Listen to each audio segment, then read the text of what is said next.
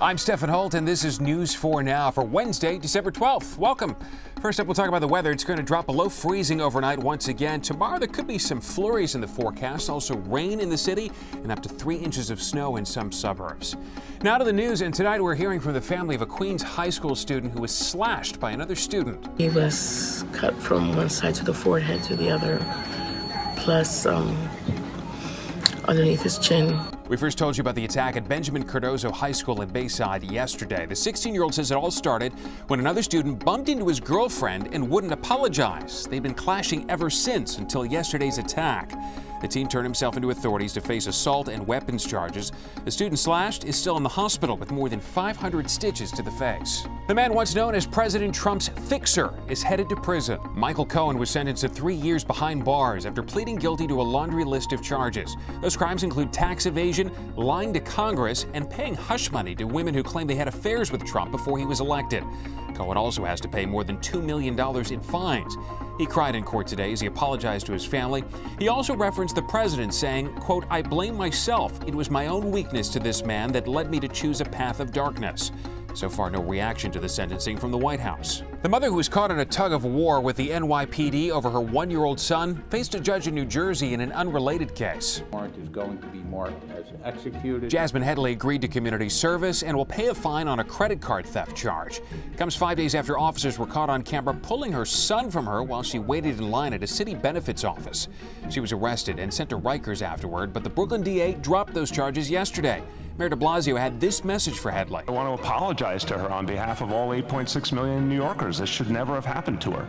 A mystery around human bones found in the basement of a Long Island home is now turned into a whodunit. A medical examiner says the remains, including a skull with blunt force trauma, are those of George Carroll. Carroll vanished back in 1961. His death has now been ruled a homicide. In October, Carroll's family was digging in the basement of the Lake Grove home when they found the bones. Now the question is, who killed Carroll and why? Finally tonight, it's not just the traffic at the Holland Tunnel that has drivers seeing red this holiday season. And every day, New Yorkers and New Jerseyans have to pass through these gates to get into the city of New York. And they are forced to stare at this OCD nightmare. More than 1,200 drivers have called on the Port Authority to move the Christmas tree over the tunnel's entrance. It's currently placed over the letter N, but drivers say it should be over the letter A since it's roughly the same size and same shape. And that's all for News 4 Now. Stick around after this for more of our interview with the family of that boy slashed in school. I'm Stefan Holt. Thanks for checking in. His face covered in stitches. This 16-year-old still in a lot of pain.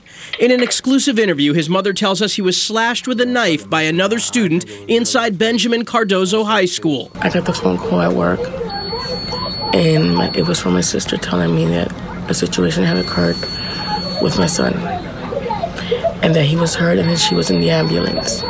Cell phones captured the attack in a school stairwell. The teen says it all started 3 weeks ago when the attacker bumped into his girlfriend on accident. That small encounter led to an argument. Then yesterday morning, he says the other teen viciously attacked him. He was cut from one side to the forehead to the other, plus underneath his chin. I think he almost missed his neck. The suspect turned himself in later that day. The victim is expected to recover, but his mother says the injuries are severe. A minor argument that nearly turned deadly. I wouldn't wish that on any mother to see their own son go through that.